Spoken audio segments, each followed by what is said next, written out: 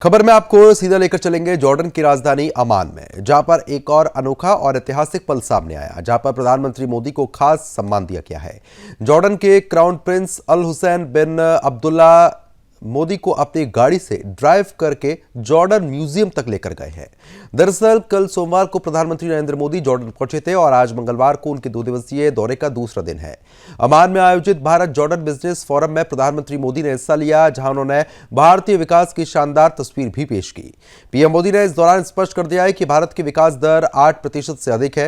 ये दर केवल आंकड़ा नहीं बल्कि उत्पादकता, बेहतर शासन और इनोवेशन पर आधारित नीतियों का परिणाम है। प्रधानमंत्री मोदी ने कहा है कि जॉर्डन के निवेशकों और कारोबारियों के लिए नए अवसर के दरवाजे खुल रहे हैं।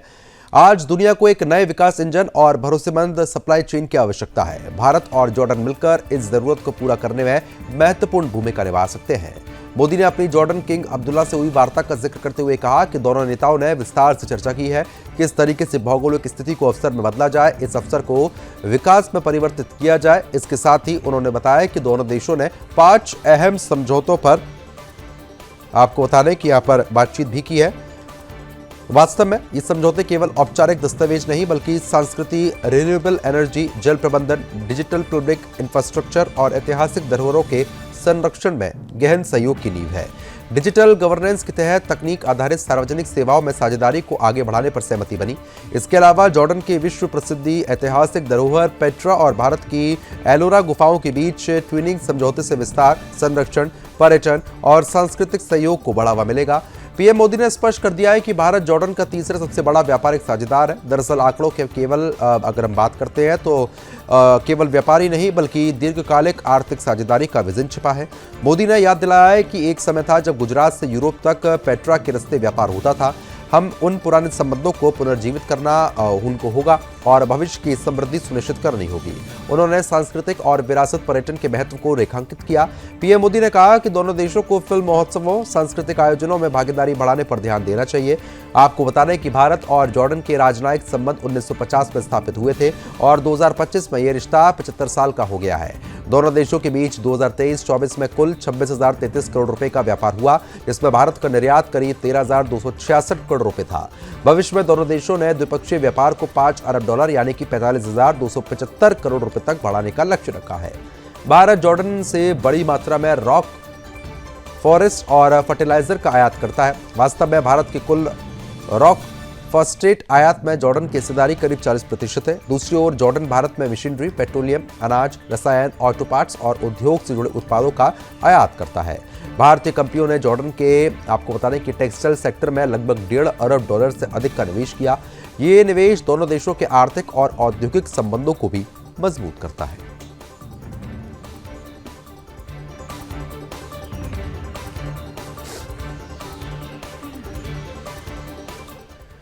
तो आगे बढ़ते हैं। यूएनएससी में भारत ने पाकिस्तान को एक बार फिर से आपको बताने की फटकार लगा दी है। वास्तव में भारत के राजदूत हरीश ने मंगलवार को यूएनएससी में पाकिस्तान की गंभीर स्थिति पर प्रकाश डालते हुए कहा कि पाकिस्तान की अंदरूनी राजनीति में चल रही उथल-पुथल और अस्थिरता का सीधा असर उनके सीमा पार आतंकवाद से जुड़ा हुआ है। राजदूत ने स्पष्ट कर दिया है कि पाकिस्तान में पूर्व प्रधानमंत्री इमरान खान को जेल में डाला गया, बल्कि उनकी पार्टी पर रोक लगा दी गई और सेना ने 27वें संवैधानिक संशोधन के जरिए संविधान को अपने अनुसार मोड़ दिया है।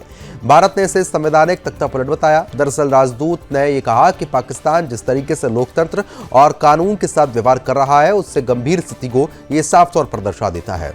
इसी सोच के तहत पाकिस्तान लंबे समय से आतंकवाद को बढ़ावा देता रहा। भारत ने पाकिस्तान को अंतर्राष्ट्रीय मंच पर आतंकवाद का सेंटर करार दिया।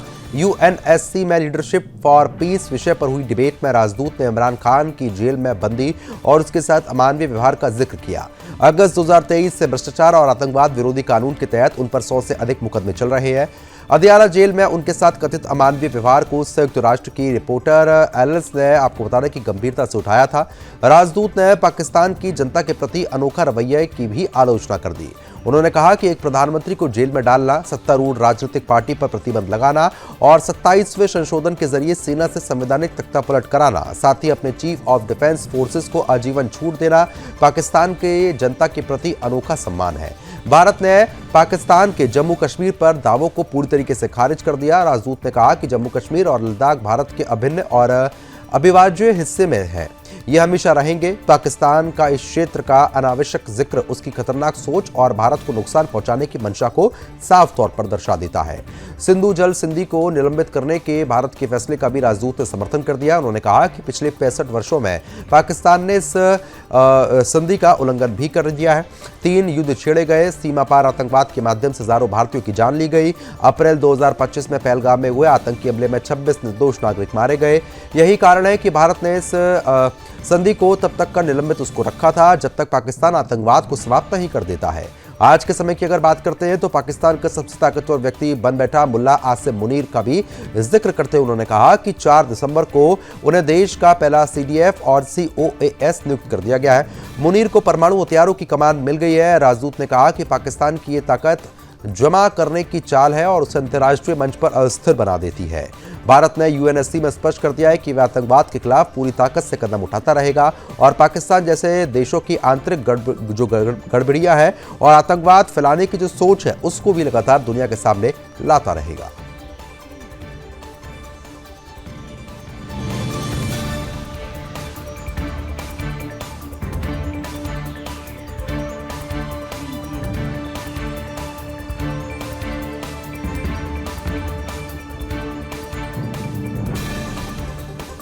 और खबर में अब बात करते हैं रूस यूक्रेन युद्ध की। दरअसल यूक्रेन की सुरक्षा सेवा SBU ने यह दावा कर दिया है कि उसके अंडर वाटर ड्रोन ने रूस के एक अत्याधुनिक केलो क्लास पनडुब्बी को पूरी तरीके से नष्ट कर दिया है। यूक्रेन का यह कहना है कि हमला ब्लैक सी के उस बंदरगाह पर किया गया जहां रूसी नौसेना का एक बेहद ही महत्वपूर्ण अड्डा स्थित है। हालांकि रूस ने इन सभी दावों को सिरे से खारिज कर दिया। यूक्रेनी सुरक्षा सेवा के मुताबिक इस ऑपरेशन में इस्तेमाल किया गया अंडर वाटर ड्रोन सबसी बेबी था। SBU का यह दावा है कि इसी ड्रोन ने रूसी पनडुब्बी को निशाना बनाया जिसका इस्तेमाल यूक्रेनी शहरों पर क्रूज मिसाइलों के द्वारा हमलों से हुआ था। यूक्रेन ने इस कार्रवाई को नौसैनिक युद्ध के इतिहास में एक महत्वपूर्ण मोड़ बता दिया। यूक्रेनी अधिकारियों ने यह बताया कि हमला रूस के सबसे महत्वपूर्ण ब्लैक सी नौसैनिक बेस पर किया गया था। SBU का यह कहना है कि इस हमले में रूसी पनडुब्बी को भारी नुकसान पहुंचा। इसी बंदरगाह पर रूस ने अपने अधिकांश ब्लैक सी बेड़े को तैनात किया है क्योंकि यूक्रेनी हमलों के चलते उसे क्रीमिया से जहाजों को हटाना पड़ा था। SBU द्वारा जारी किए गए वीडियो फुटेज में एक घाट के पास पानी से उठता शक्तिशाली विस्फोट दिखाई देता है। दावा यह किया गया है कि इस स्थान पर पनडुब्बी और अन्य रूसी जहाज खड़े थे। रूस का और यूक्रेन का अलग अलग कहना है, लेकिन यूक्रेन यह कह रहा है कि हमला पूरी योजना और तकनीकी सटीकता के साथ किया गया। यूक्रेन के राष्ट्रपति जेलेंस्की के सलाहकार अलेक्जेंडर ने एक्स पर लिखा कि इतिहास में पहली बार किसी अंडर वाटर ड्रोन ने एक पनडुब्बी को नष्ट कर दिया। इसकी तस्वीर आप अपनी स्क्रीन पर देख पाते हैं जो बहुत बड़े ब्लास्ट के तौर पर नजर आ रही है। उनके मुताबिक ये घटना आधुनिक युद्ध की रणनीतियों को नए सिरे से परिभाषित करता है। यूक्रेनी अधिकारियों के अनुसार निशाना बनी पनडुब्बी किलो क्लास डीजल इलेक्ट्रिक पनडुब्बी थी। यह पनडुब्बी कम से कम 4 कालिबर क्रूज मिसाइलों से लैस होती है। रूस ने इन मिसाइलों का इस्तेमाल यूक्रेनी शहरों और ऊर्जा ढांचे पर बड़े पैमाने पर हमले में किया था। SBU ने यह दावा कर दिया है कि इस पनडुब्बी की अनुमानित कीमत करीब $400 मिलियन है। यूक्रेन का यह कहना है कि पनडुब्बी को इतनी गंभीर क्षति पहुंची है कि उसकी मरम्मत बेहद कठिन हो जाएगी। साथ ही यह भी दावा किया गया है कि अंतर्राष्ट्रीय प्रतिबंधों के चलते रूस को नई पनडुब्बी बनाने में $500 मिलियन तक का खर्चा उठाना पड़ेगा। सबसी बेबी ड्रोन इससे पहले भी रूस के तथाकथित शैडो फ्लीट तेल टैंकरों पर हमले में इस्तेमाल किए जा चुके हैं। यूक्रेनी अधिकारियों का यह कहना है कि पारंपरिक नौसेना शक्ति सीमित होने के बावजूद ड्रोन और मिसाइल तकनीक ने रूस के ब्लैक सी बेड़े को कमजोर किया और उसे पीछे हटने पर मजबूर कर दिया। यूक्रेनी नौसेना के प्रवक्ता ने कहा कि पनडुब्बी जैसे कठिन लक्ष्य को निशाना बनाना समुद्री युद्ध में एक टर्निंग पॉइंट होता है। उन्होंने कहा कि इन पनडुब्बियों की मरम्मत के लिए काम पानी के ऊपर करना होगा जिससे वह आगे के हमलों के लिए असुरक्षित हो जाएगी। यूक्रेनी अधिकारियों ने यह भी दावा कर दिया है कि रूस ने अपने 4 पनडुब्बियों में से एक को खो दिया जिसमें से 3 आपको बताने की मिसाइल वाहक थी। हालांकि रूस ने यूक्रेन के सभी दावों को खारिज कर दिया। रूसी सरकारी मीडिया के अनुसार ब्लैक सी बेड़े ने कहा कि नौसैनिक अड्डे पर तैनात किसी भी जहाज या पनडुब्बी को कोई भी नुकसान यहां पर नहीं पहुंचा है।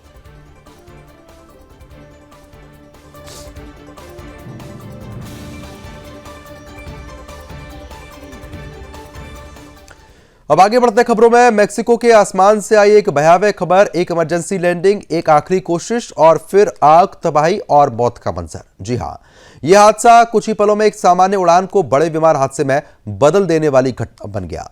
दरअसल सोमवार को मेक्सिको के एक प्राइवेट जेट इमरजेंसी लैंडिंग के दौरान दुर्घटना का शिकार हुआ। इस भीषण हादसे में 7 लोगों की मौत की पुष्टि हो चुकी है, जबकि 3 लोग अब भी लापता बताए गए। हादसे का शिकार हुआ यह प्राइवेट विमान आपको बता दें कि एयरपोर्ट की तरफ जा रहा था। जानकारी के मुताबिक उड़ान के दौरान विमान में अचानक से तकनीकी खराबी आने लगी। स्थिति इतनी गंभीर हो गई कि पायलट को इमरजेंसी लैंडिंग का फैसला लेना ही पड़ा। विमान ने मैक्सिको सिटी से करीब 50 किलोमीटर पश्चिम में स्थित सैन माटेओ इलाके में उतरने की कोशिश की थी। ये इलाका एक इंडस्ट्रियल एरिया है, जहां पर फैक्ट्रियां और व्यावसायिक इमारतें स्थित हैं। बता दें कि पायलट ने सूझबूझ दिखाते हुए एक फुटबॉल ग्राउंड पर विमान को उतारने की कोशिश की, लेकिन दुर्भाग्यवश विमान नियंत्रण खो बैठा और पास में ही स्थित एक फैक्ट्री की मेटल छत से टकरा गया। टक्कर इतनी जोरदार थी कि विमान पल भर में ही पूरी तरीके से चकनाचूर हो गया और एक तेज ब्लास्ट जो है वो यहाँ पर हुआ, जिसकी 2 तस्वीरें आप अपनी स्क्रीन पर देख पा रहे हैं।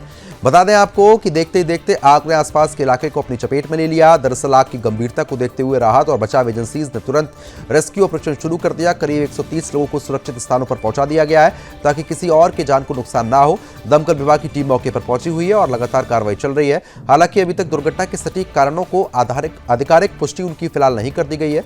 जांच एजेंसीज हर पहलू से हादसे की जांच कर रही हैं ताकि ये स्पष्ट हो जाए कि तकनीकी खराबी किस स्तर पर थी, किन परिस्थितियों में यह हादसा हुआ। अधिकारियों के अनुसार इस प्राइवेट जेट में कुल 10 लोग सवार थे। इसमें 8 यात्री और 2 क्रू मेंबर थे। अब तक 7 लोगों के शव बरामद हो गए हैं। बाकी 3 लोगों की तलाश लगातार हो रही है।